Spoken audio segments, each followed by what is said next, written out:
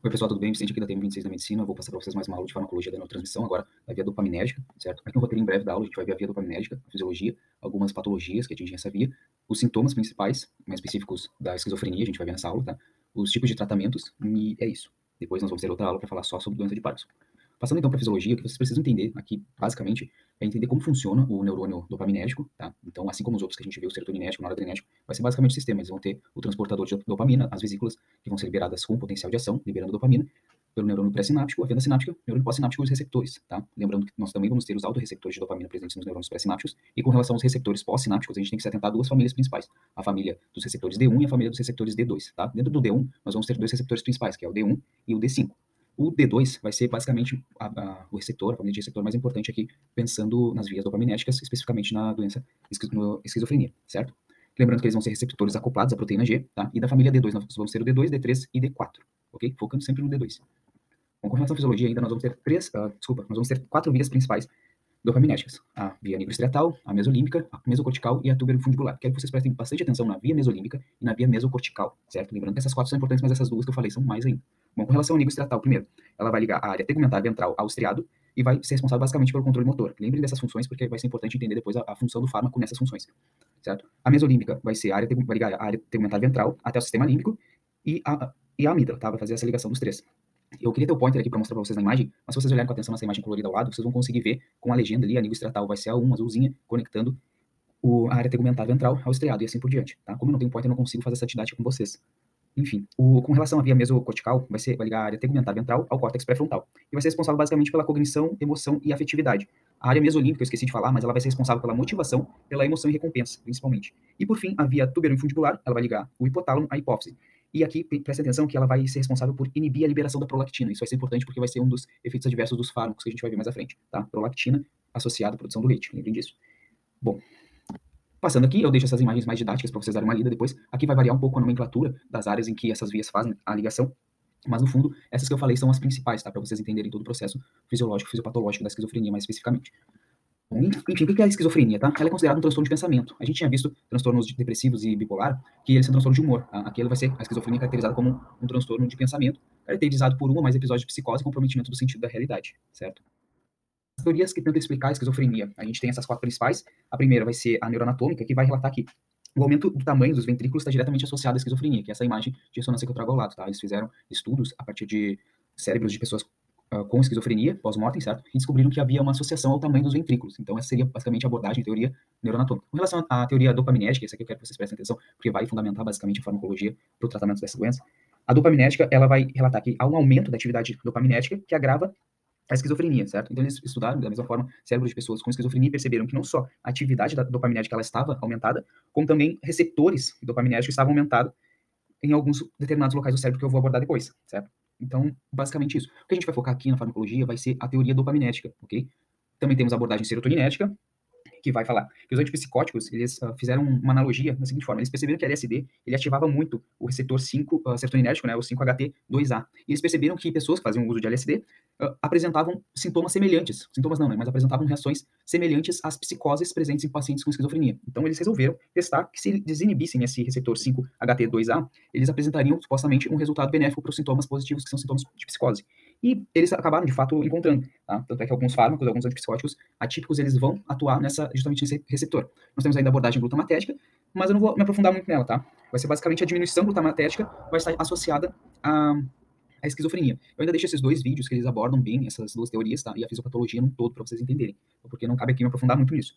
O que eu quero que vocês entendam da teoria dopaminérgica, tá? A hipótese dopaminérgica, é justamente isso. Tentei deixar esses dois quadros para que vocês entendam essa associação lógica. Nós vamos ter dois tipos de sintomas, basicamente, no paciente com esquizofrenia, sintomas positivos e sintomas negativos, tá? E aqui a gente precisa entender o quê? O tipo de receptor principal que vai estar ligado a esses sintomas, o sintoma em si, né? O que o paciente vai sentir, o que o paciente vai relatar, sinais e sintomas, a região cerebral mais específica e o que acontece nessa região cerebral, ok? Então, vamos lá. Com relação aos sintomas positivos, a gente tem uma hiperfunção mesolímbica, ou seja, uma ativação excessiva dos receptores dopaminérgicos na via mesolímbica, tá? Lembrando que a via mesolímbica nós vamos ter primordialmente os receptores do tipo D2, da família D2, que vão ser aqueles que eu já falei, D2, D3 e D4, tá? Então, pensa assim, sintomas positivos, hiperfunção mesolímbica, receptores D2 principalmente. E os sintomas vai ser o quê?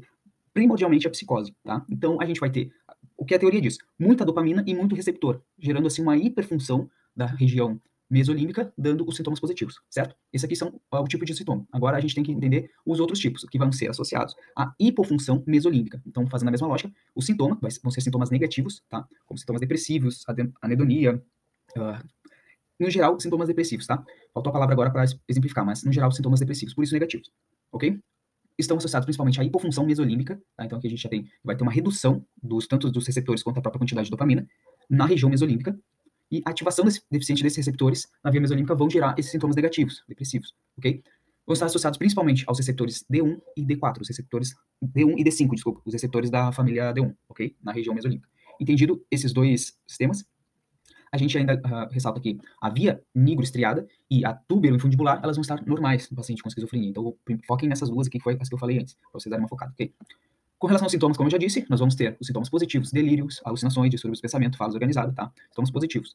Sintomas negativos, hipofunção mesolímbica, tá? Tá associado. Então, vai ser alogia, achatamento e embotamento afetivo, associabilidade, anedonia, abolição, tá? Sintomas cognitivos. Bom, partindo para os antipsicóticos, que é o que interessa na farmacologia, nós vamos ter essas divisões principais. Primeira, segunda e terceira classe. Típicos. Por que eu botei um asterisco? Porque eles vão ser os mais, digamos assim, problemáticos com relação a efeitos colaterais, tá? Então pensem assim, um asterisco e efeito colateral. Mas são importantes, tem que estudar bastante. Atípicos, segunda geração. Dois asteriscos. Por quê? Porque além deles serem importantes, eles vão ter uma redução, vão ter muito menos efeitos colaterais do que os de primeira geração, e por isso eles vão ser primeira escolha no tratamento. Então atípicos são primeira escolha, vocês já saem daí de largada. Estabilizadores da liberação dopaminérgica, ou terceira geração, vai estar no final, mas vocês vão ver que eles não são lá muito importantes, são usados, tá? Mas ainda falta muito aprofundamento, assim, para tornar eles ativos, digamos assim, na prática diária. Bom, é impossível falar dos antipsicóticos sem falar dessa imagem, tá?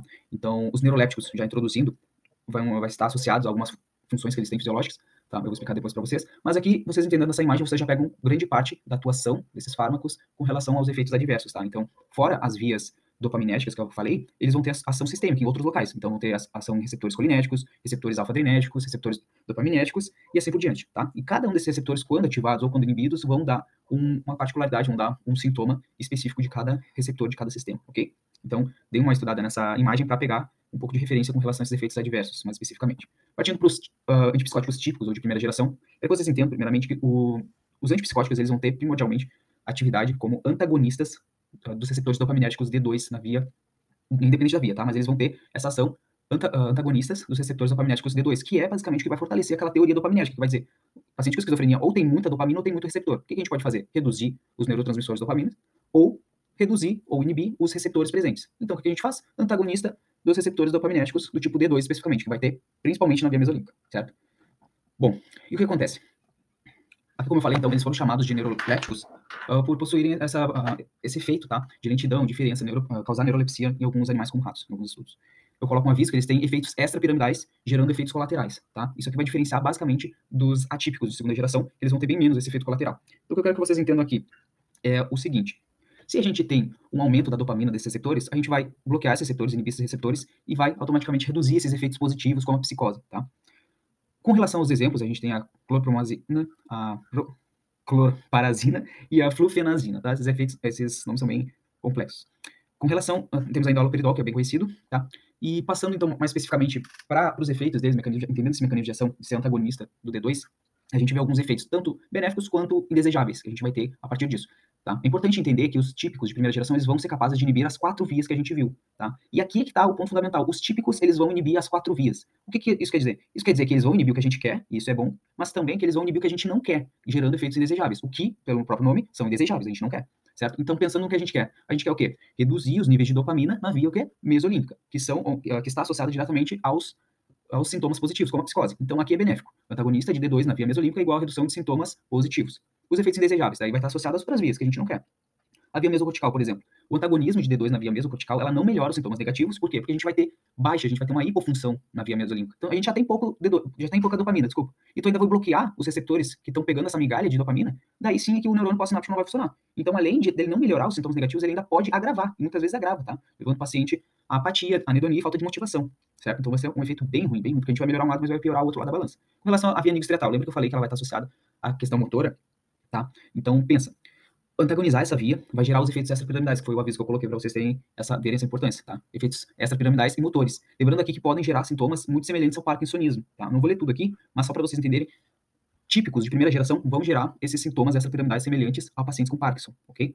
E ainda, para finalizar, a via tuberoinfundibular, que eu pedi para vocês prestarem atenção, que é tuberoinfundibular, ela vai estar associada à prolactina. Prolactina, produção de leite. Então, ela inibia, tá? A via tuberoinfundibular, ela inibe a produção de prolactina. Quando a gente antagoniza os receptores de D2 nessa via, causa um aumento da secreção de prolactina, porque tu está inibindo o que inibe. Então, tu acaba aumentando a prolactina. Isso vai gerar edema e lactação. Aumento de bilirrubina vai gerar icterícia, ok? Eu ainda coloquei outros locais que podem atuar ali, mas é voltando àquela imagem, basicamente, do início, em que vocês vão ver os demais efeitos adversos, certo? Com relação aos atípicos de segunda geração, bom, com relação aos atípicos que a gente precisa ter em mente, a primeira coisa, eles vão ter um menor efeito colateral como os extrapiramidais, ok? Então, não vai ter toda aquela sintomatologia de parkinsonismo, certo? Com relação ao mecanismo de ação, eles vão ser, sim, antagonistas dos dopaminérgicos D2, tá? Como a própria teoria diz, teoria dopaminética, tá? Mas também eles vão ser antagonistas dos receptores serotoninéticos, especificamente do 5-HT2A, ok? O que vocês precisam entender? O que acontece? O neurônio serotoninético, ele vai liberar sua serotonina, que vai se ligar a esse receptor 5-HT2A. Esse receptor 5-HT2A está presente, por sua vez, no neurônio dopaminérgico. E o que ele vai fazer? Quando a serotonina se liga, tá? Mais uma vez, eu não tenho pointer, não consigo ser didático nesse ponto, mas eu quero que vocês se atentem à imagem para entender isso, tá? Quando a serotonina se liga nesse receptor, ela vai agir como um antagonista, certo? E o que vai acontecer? Ela vai bloquear, vai inibir a liberação de dopamina, ok? Então, ali a imagem, saiu a serotonina, se ligou no receptor, inibiu, tá ok? O que acontece? Se a gente tem muita dopamina, que gera os sintomas positivos, e pouca dopamina, que geram sintomas negativos, se a gente quer um benefício para esses sintomas negativos, a gente vai ter que aumentar. E o que acontece? Os atípicos aqui, eles vão ser muito bons nesse ponto, porque eles vão inibir tanto esse receptor 5-HT2A, tá? O que vai fazer com que haja maior liberação de dopamina na fenda sináptica, mas eles também vão inibir o dopaminérgico D2, ok? Então, eles vão promover essa maior liberação de serotonina na fenda sináptica, mas também vão dar uma competida com o dopaminérgico pelos receptores D2. Então, eles liberam, mas controlam, certo? Isso é importante entender porque os típicos, eles vão bloquear. Só que o que acontece quando tu só bloqueia em qualquer lugar? Tu vai bloquear onde tem muito, mas tu também vai bloquear onde tem pouco. O bloquear onde tem pouco é o problema. Aqui, isso não vai ser tanto problema, porque ela vai liberar, mas vai fazer esse controle, ok? Como os principais exemplos, a gente tem a clozapina, a risperidona, a principal risperidona, tá? Mais conhecida. E, além disso, a gente tem, como mecanismo de ação desse fármaco, mas menos aprofundado, assim, a gente tem que eles vão ser agonistas parciais do 5-HT1A, tá? E sendo agonistas parciais desses autorreceptores, eles vão aumentar a liberação de dopamina no estriado e vão gerar diminuição dos sintomas extrapiramidais. Como exemplo, a gente tem a quetiapina e a clozapina com essa ação. Tá? Eles ainda vão ter uma rápida dissociação dos receptores D2. Justamente fazendo esse controle, eles vão competir, mas nem tanto, ok?